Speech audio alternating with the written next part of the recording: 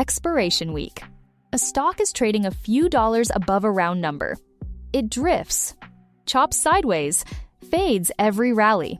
And on Friday, it closes almost exactly on that number, the same one somebody on the internet flagged on Monday as the max pain level.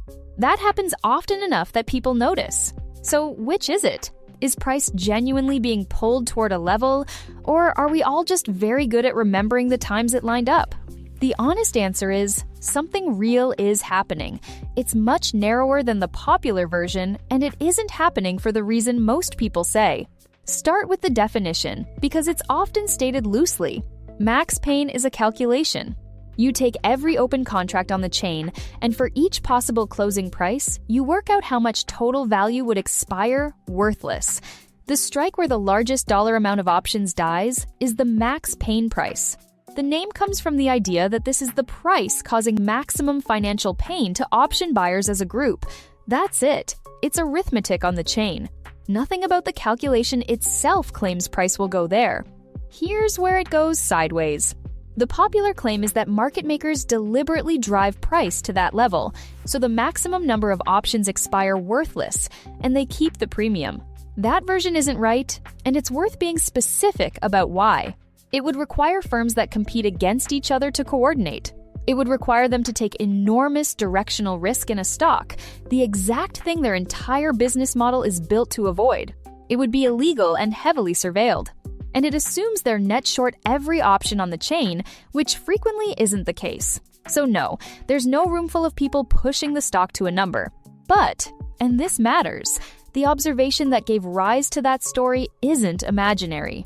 Price really does get sticky around heavily loaded strikes near expiry. There's just a much better explanation for it. The real mechanism is pinning, and we've already built every piece of it. When a strike carries very heavy open interest, and dealers are net owners of those options, their hedging leans against price, selling as it rises, buying as it falls.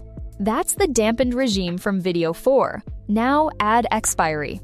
Gamma gets more violent as expiration approaches, so those hedging adjustments get larger and more frequent in the final days and hours.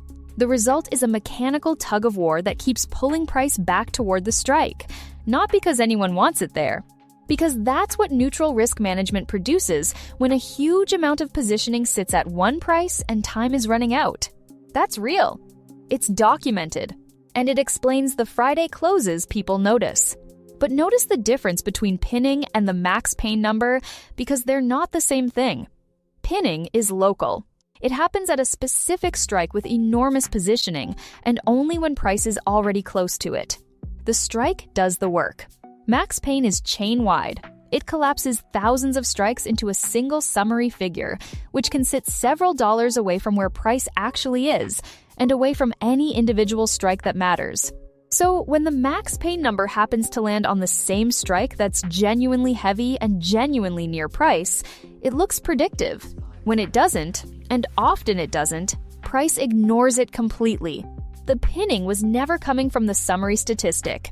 It was coming from the concentration. That's the core problem with using max pain on its own.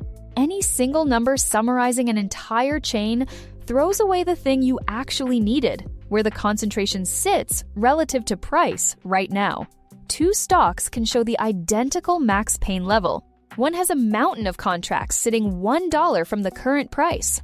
The other has its positioning scattered thinly across 20 strikes with nothing meaningful nearby. Same number, completely different behavior ahead. Looking at the distribution tells you which situation you're in. Looking at the summary doesn't. So when does any of this deserve your attention?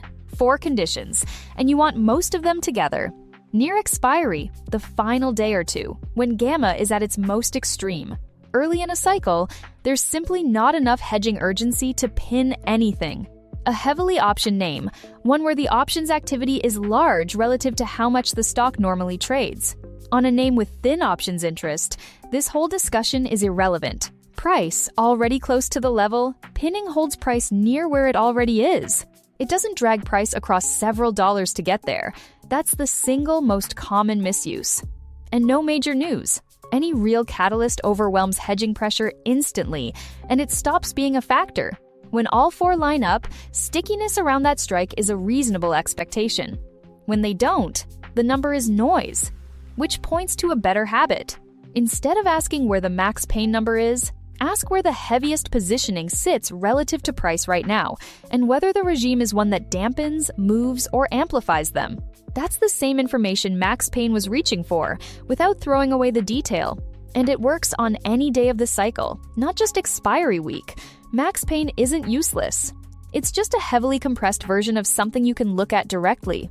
To be fair to both sides here, pinning near expiry in heavily optioned names is a genuine, observable effect. Dismissing the whole idea as superstition goes too far. But the broad claim that price reliably walks toward a chain-wide max pain figure over a week doesn't hold up. It works often enough to be memorable and fails often enough to be dangerous, which is the worst combination a signal can have.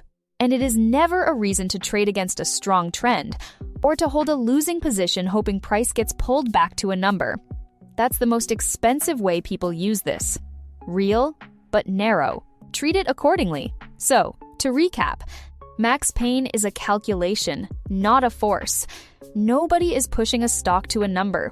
What's actually happening is pinning, heavy positioning at a specific strike, plus expiry week gamma, plus a regime where hedging leans against price. When those line up, price gets sticky. When they don't, the number is just a number. Watch the concentration, not the summary, and never use it as a reason to fight a trend.